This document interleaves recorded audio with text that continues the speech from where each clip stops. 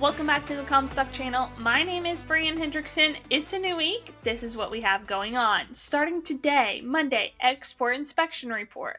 Tuesday, API Energy Stocks. Wednesday, EIA Energy Stocks and Cold Storage.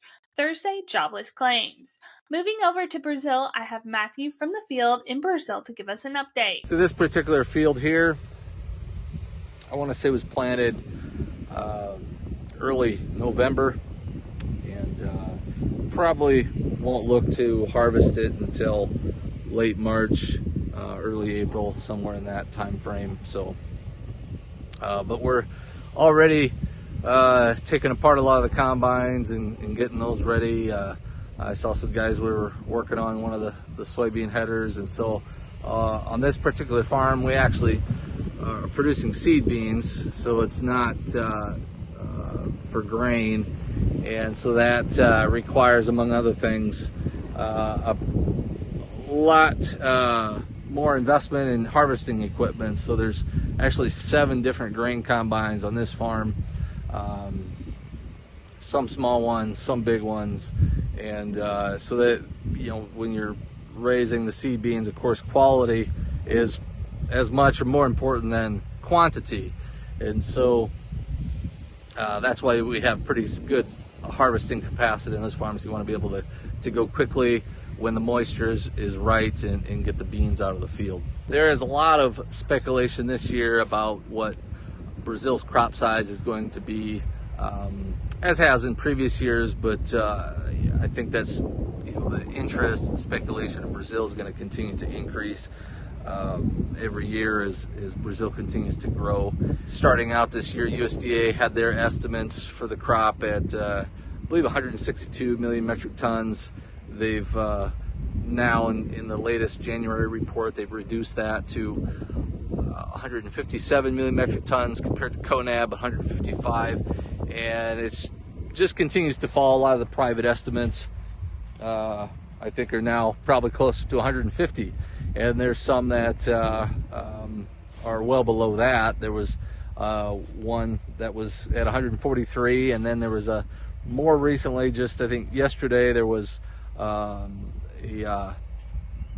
Grain Oilseed Association that came out with one at 135, which would be the lowest that we've seen so far.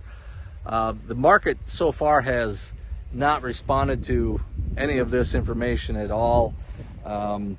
I think for one, they're pretty skeptical because they recognize that you know, the crops can be somewhat resilient, and so as rainfall has been picking up, they think that there can be a rebound in production, and that's true in many cases. I think that that's not going to be completely the case this year, just because of the type of soils and the ecosystem in Mato Grosso in the center west region. The soils are a lot sandier, a lot more porous. They don't have the water holding capacity that we have in our farm region in northwest Iowa, where we can hold 10 or 11 inches of rain. We used to joke that in Brazil you can go from too wet to too dry in 2 days. And it's kind of a joke, but it's kind of serious too, because that's how quickly the water drains out from the fields, and you get the hot sun. Here we're pretty typically in the high 80s to low 90s, but that's also because, as I said, we're on a higher plateau. Now you get to Mato Grosso, they're actually at a lower elevation. A lot of those areas are close to 1,000 feet, and so they get a lot higher temperatures. It's very common to spend most of the season in the 90s, and as we've seen this year, they spent weeks at a time in triple-digit temperatures.